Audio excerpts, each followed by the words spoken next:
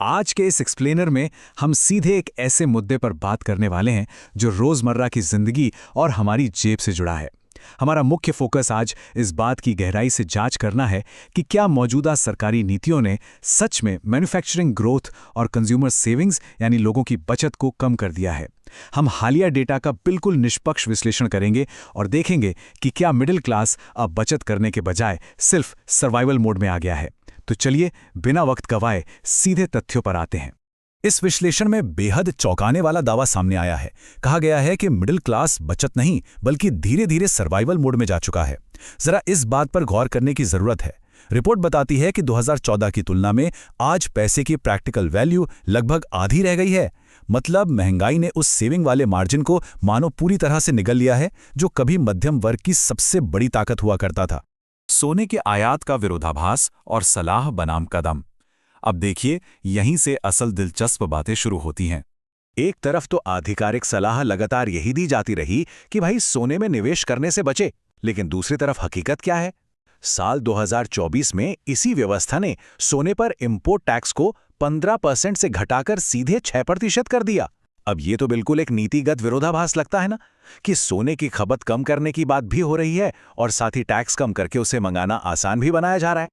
और इसका नतीजा, भारत ने रिकॉर्ड तोड़ $72 बिलियन के सोने का आयात किया। जी हां, $72 बिलियन।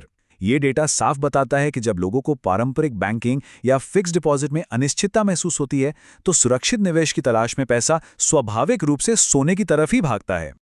आगे बढ़ते हैं फ्यूल टैक्स बनाम ईवी की हकीकत पर।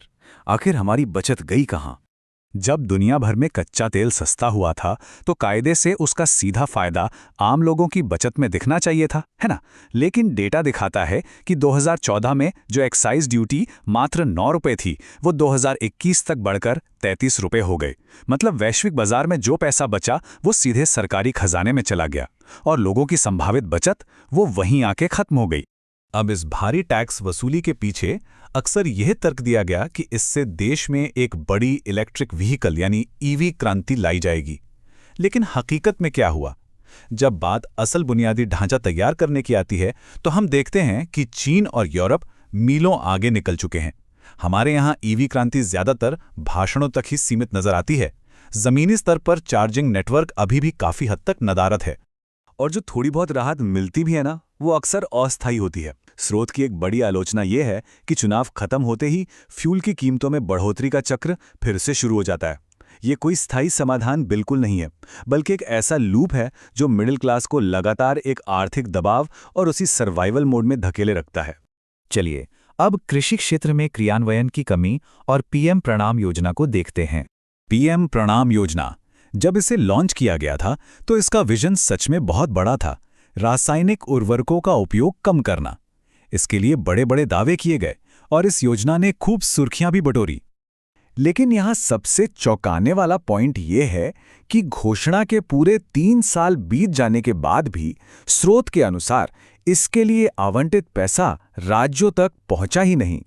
3 साल, ये इस बात का एक क्लासिक उदाहरण बन जाता है कि कैसे नीतियां अक्सर शानदार हेडलाइन तो बना देती हैं, लेकिन जब जमीन पर लागू करने की बारी आती है तो चीजें बिल्कुल गायब हो जाती हैं। अब मैन्युफैक्चरिंग ग्रोथ में ठहराव और मेड इन इंडिया के वादे पर नजर डालते हैं। याद कीजिए, करीब 1 दशक पहले मेड इन इंडिया के तहत कितने महत्वाकांक्षी लक्ष्य तय किए गए थे।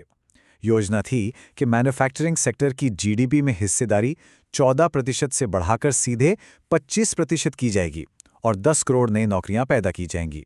ये वो बड़ा लक्ष्य था जिस पर भविष्य का पूरा इकोनॉमिक नैरेटिव टिका हुआ था। लेकिन आज के टाइमलाइन कुछ और ही कहानी बयां कर रही है।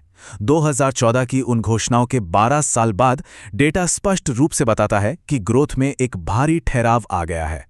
मैन्युफैक्चरिंग की हिस्सेदारी वहीं की वहीं अटकी है और सबसे ज्यादा फिक्र की बात यह है कि इस सेक्टर में रोजगार बढ़ने के बजाय गिर गया है।